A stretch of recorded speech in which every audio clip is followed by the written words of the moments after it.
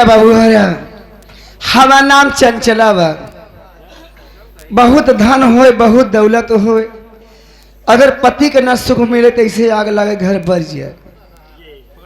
सही हो बाकी हमार पति केवल पढ़ाई लिखाई के चक्कर में पड़े हमेशा परेशान है। कब हम उनसे बात करे कोशिश करी थी तो हमार जेठान हमारे पर खौआ के चढ़ बैठी। कहा का पढ़े नहीं लिखाई देते, कहा उनका परेशान करे थे। अरे नौकरी पाई जही तोर भाग चमक जाई। आखिर नौकरी भाग से मिलती बात तो सही बात, लेकिन नौकरी के साथ साथ पढ़ाई के साथ साथ मेहरारुओं को प्यार दुलार चाहता है।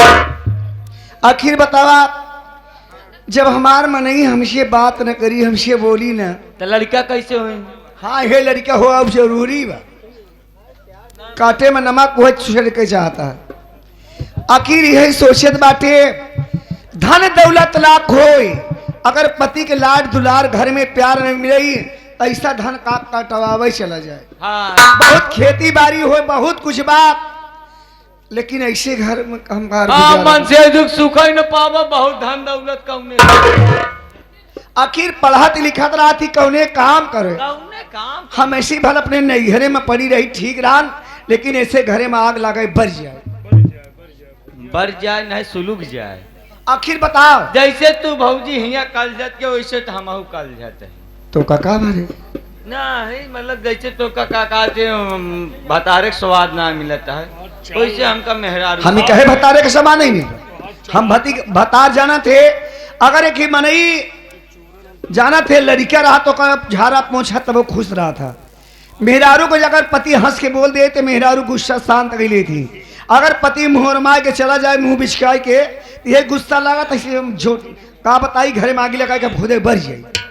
नहीं तू ऐसे जिन करूँ ना हम सबे फंस जा ना भाई, हमके झेले से तू थाना पुलिस। आखिर बता 10 साल आवत जात हो गया हमहू मेहरारू वही हमहू मेहरारू हमहू सूझ जाना चाहिए थी, लेकिन हमार मनई आज तक हमसे बात नहीं करत।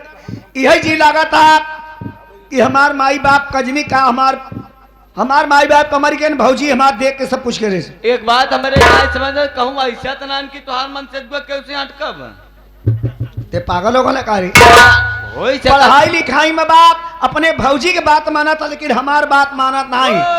अब समझ में आएगी पूरा मैटर। हाँ। एकर मतलब तोहार मन से जू तोहरे का जेठाऊ तो जेठानी के कहम चला चाहिए तो तोहार कवन बैलू बा तू हमार जौन जेठौत कही हमार जौन जेठान कही वही बात मानी, लेकिन हम सोची जाई तही के बतलाई ली तो जैसे ओकरे चुन हवा पकड़ ली। हाँ हरहट बना हरहट के मनैया कहते हैं कहा आपके हट या आपका पढ़ाई लिखाई दे हम कहना परेशान कर नहीं बताओ मेरा रूह कैसे रही रे भौजी देख सारी बात छोड़ जाए जो भाग्य कुमार गोली अबे हम तो हज गई तो का काम चूल हम लगाओ का महारानी गाओ ना है मतलब का तू जौन काम हो हमसे बताओ हम कर। आखिर बताओ मनई हमार बढ़िया बा तगड़ा तंदुरुस्त बा बढ़िया बा सुंदर बा भले हम पातर दूबर है कमो तो हो गई हाँ भाई सुन पहले हम ही सोचत बाटे हाँ। अगर हमार अपने भौजी से बुलवाई नहीं भौजी से पूछी भौजी का करिए घरे में बधीन बताओ देख बिने भौजी के सहारा ले हमारे घरे में गुजारा नहीं ना।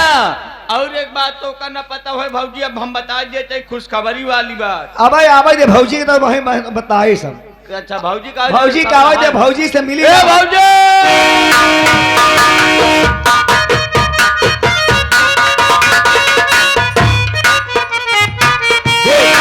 भौजी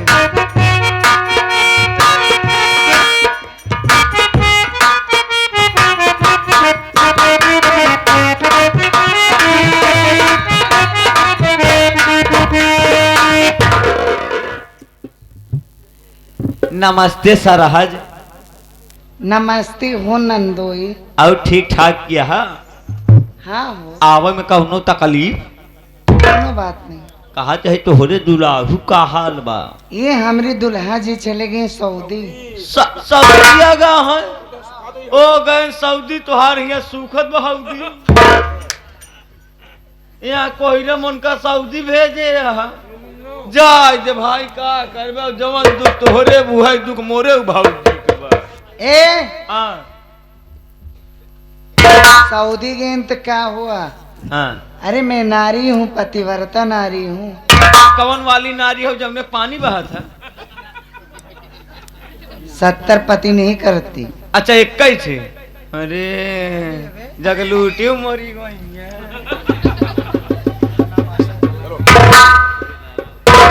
ए देखिए मेरे नाम आशा ही, मैं मटियारा गांव की रहने वाली हूँ।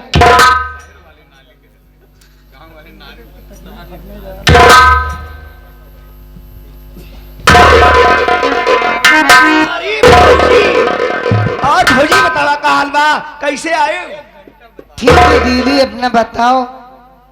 अरे सब सोने से फुर्सत पाओ तब तो भाभी मैंने आपसे पूछने का करे भतार का है हुआ सऊदी कमाती है बेचारी। आखिर बता भाभी, तू तो अपने भतारे के सुख पाओ थे, पैसा कौड़ी भेजत हैं, बतावा ये घर में हमका तना तकलीफ बा, कैसे रही?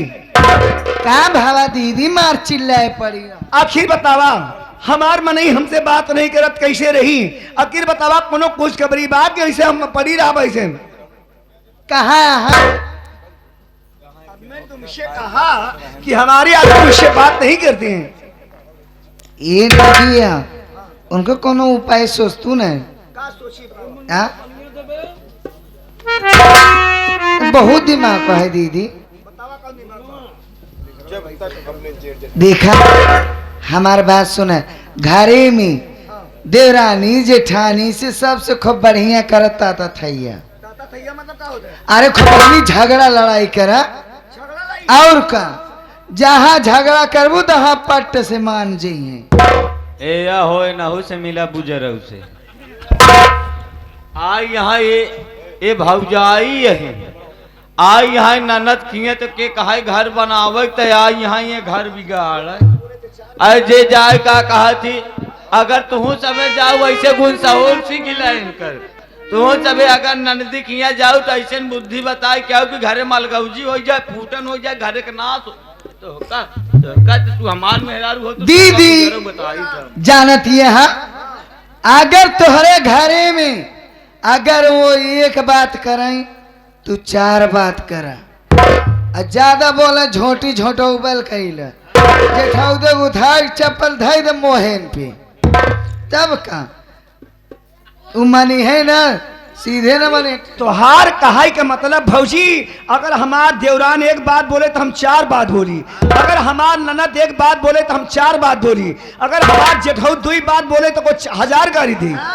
जब अपने जेठौते को गाड़ी दे तब हमार जेठौ तो हमारे भाई हमारे भतारे का मजबूर कर बोले बड़े। ये बात सही करो दीदी। अरे हमार भौजी आज के बाद तमाशा घर में हम चालू कर दे, अगर हमार ननद एक बात बोली तो थाई के तमाचा मार दे, अगर हमार जेठान हमसे बात करी तो 1000 गाड़ी दे, अगर हमार जेठौत बोली तो 20 गाड़ी दे, अगर हमार मनसेधु बोली तो दिन भर गरियाऊ। संझा सवेरे रोज लगी रहूं मन से धूसे मार भुन भुन भुन भुन भुन भुन लगी रहूं खुद मन से जा जवन तोहार कर दसना बाटे तुहू जौने गांव से आए होबू गांव आजाद भा ए नंदोई, हम ऐसे ही अपने मनाई के थोड़ी पाए यही।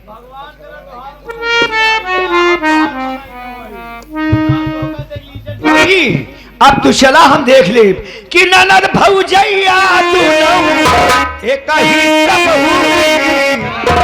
अरे दुल्हा कपिया दुल्हा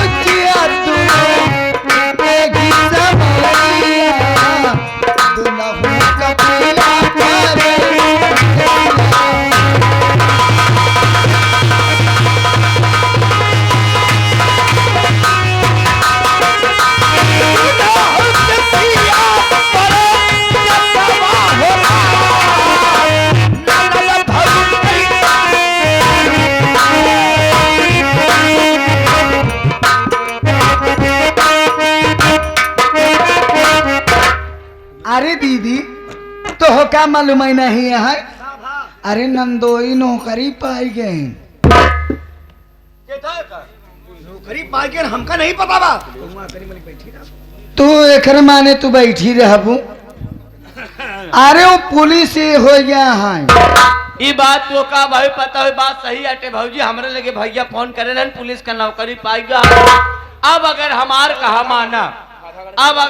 कहा माना तो भौजी के बताए के हिसाब से तोका अगर पैसा अगर बचावे के बा, अगर तोहका गहना होना पहने के बा, गहना बनवावे के बा, अगर तोहका अपन अलग से कुछ चेते के बाद एक चीज जान ले, भैया से बातचीत कई के भैया से कैला अलगौजी कई के जब दुई परानी हो जाबू तो दोनों परानी चाहे जवन बनावा चाहे जवन खा। ए सूबेदार पहले सुना, हमार भौजी कहे कि हमार मनई नौकरी पाई के बाद कहो नाते रिश्तेदारी लोग जान जाए मेहरारू न जाने। एक मतलब हमार देवरान हमसे कपट, एक मतलब हमार जिठौत हमसे कपट करत बा, हमार भतार हमसे कपट करता। लेकिन हे भौजी तू जा घरे, आज के बाद अपने अंगुली पर नचाओ पूरे परिवार। अगर दीदी ना नचबू ना तो काम आगे ना होई। तो उसे ढेर चीज छिपावत हूँ। मतलब भौजी से प्यार दुलार करत है, हमसे कपट करत है। एक मतलब हमार देवरान हमारे के मतलब हमने मनई के चक्कर में रहा था। तू जा, हम देख ले बाप, देख लो जा तू।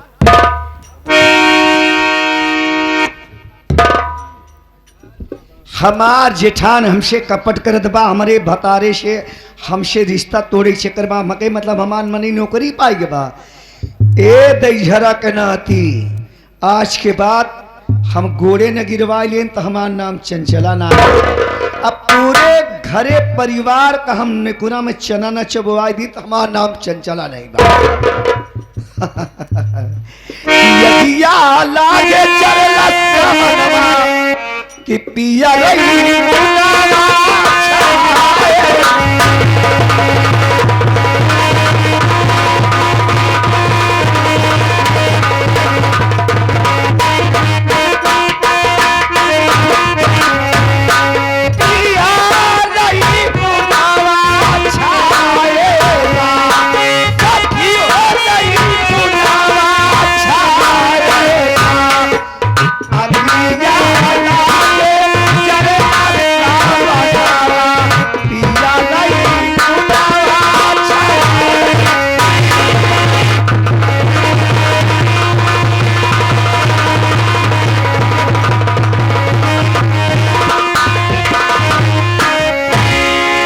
भगवान करे जेका मेहरारू मिले लायकदार मिले, लेकिन इनकी सबकी नहीं मेहरारू न मिले।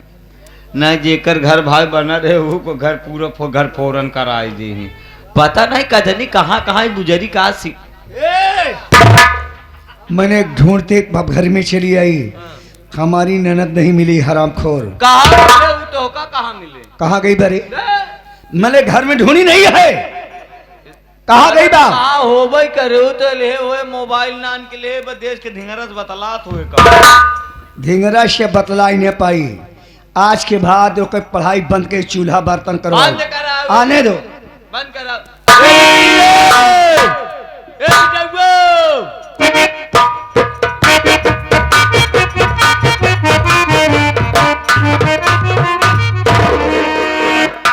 आई गो मिट्टी भौजी बुलावत है छोटकी चौका चौका छोट भाभी माँ के चरणों में। अरे हमार ननद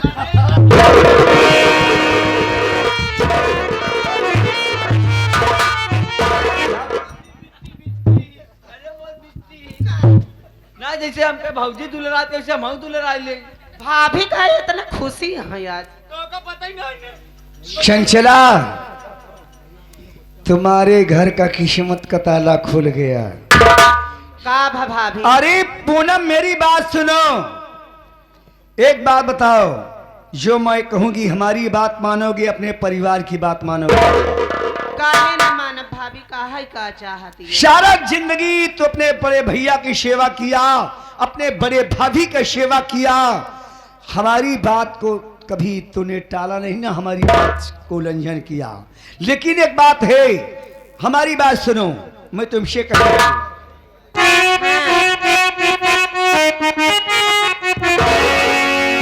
भैया करिश्ता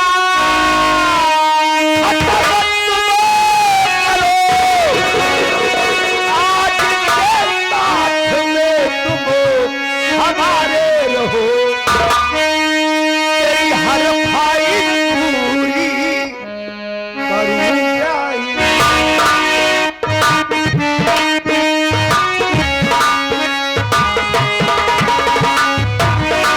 तेरी हर ख्वाहिश पूरा करूंगी मैं, भैया भाभी करिश्ता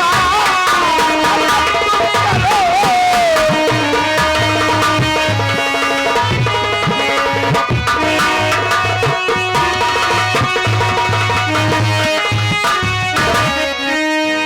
तो नाम अपने बड़े के भैया अपने भाभी का रिश्ता खत्म करके हमारी साथ रहोगी, तुम्हारी हर ख्वाहिश पढ़ाई लिखाई का मैं पूरी करूंगी। और एक बात सुन लो, जो मर्जी चाहे वो कपड़ा अपनी मर्जी से पहन सकते हो, लेकिन तुम्हें पता होना चाहिए तुम्हारे भैया पुलिस वाले हो गए, अरे हमारे पतिदेव पुलिस वाले हो गए। सैया भय कोतवाल अब ढेर कहे भैया नौकरी पाएगा है, ये तो अच्छी बात है, लेकिन ये भूल गए का कि बड़का भैया के बदौलत छोटका भैया नौकरी पाए हैं। उन दूसरे से पैसा उधार ले ले तो नौकरी दिया है, आज नौकरी पाए गए तो कहत जा बड़का भैया का साथ अलग हो जाई, हम तोहरे साथ हो जाई। मैं समझ गई, कीचड़ में रहने वाला इंसान कीचड़ में ही रह देगा, कीचड़ में रहने वाला इंसान कीचड़ में रहेगा। अरे सोच, तेरे भाई घछोला है, खेती बाड़ी करता है, तेरा भाई आलू बोता है, खेती करता है, हमारा पति पुलिस वाला है, और हमारी साथ होगी, ये कपड़े लत्ते शौक श्रृंगार मैं कराऊंगी। हमका तो हार कुछ न चाहिए, हमारे बड़का भैया के जौन जुहाई वही हम पहिना बोलब, ठीक है, हम तोहरे साथे न रह पाऊ। इसका मतलब तुम्हारी बात नहीं मानेगी? न मानब। हरामखोर नलायक ननद। ए पूनमवा, अपने भाई का भौजाई का रिश्ता तू नहीं खत्म करेगी तो तेरा विवाह अच्छे घर में नहीं होगा, ना तू पढ़ाई लिखाई कर पाएगी। मेरी बात मान मेरे पुलिस वाले, हमारे पति है, तेरी हर ख्वाहिश मैं पूरी करूंगी। एक अच्छा दूल्हा ढूंढ कर तेरी शादी मैं करा दूंगी, अच्छे खानदान में जाएगी, और नहीं जिंदगी तक इसी नरक में पूरा जीवन। दुनिया में भौजाई देखे है, लेकिन तोहरे जैसे हर जाई भौजाई नहीं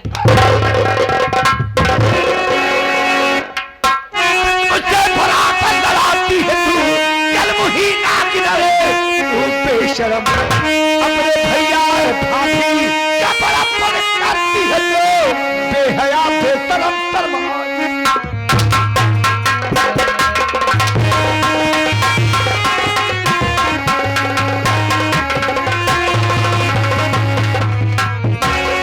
हरामखोर न लाए, हमारे जैसे भौजाई का कहे नहीं पाए, का कहती है बटे? अब चिल्लायू ना, नहीं तो हार जुबान खींच के तोहरे हाथ में धई, ठीक है? अब हद से ज्यादा आगे न बढ़ी, हमारे भाई का अलग करबू तो ठिकाई ना। तेरा भाई मेरे पति के लिए क्या किया है? तेरा भाई बड़ा वाला ऐसे किसान धुरिया माटी में रहेगा, अगर अपने बड़की भौजी के संग तोहरे तहा गुलाब दे छलकता है, या हमारे भैया के माटी है, जब तक रुपीवा है तब तक उड़ ले आसमान में, जब रुपीवा खत्म हो जाए तो हारा गोड़वा जमीन यहीं पे रही। हाँ। हमारे पति जब तक जिएंगे तब तक मुझे पैसा आएगा, तब तक पैसा वाली रहूंगी। सुन, वो गर्दा माटी में अपने तेरा भाई है उसका साथ छोड़ दे, समझदारी का पूनम रास्ता मैं तुम्हें परिचय दे रही हूँ, जानती हो? अरे क्यों उसके साथ में परी हो? हम कहा दे तोहार साथ छोड़ देब, लेकिन हमने बड़का भैया बड़की भाभी के साथ न छोड़ब न छोड़ब।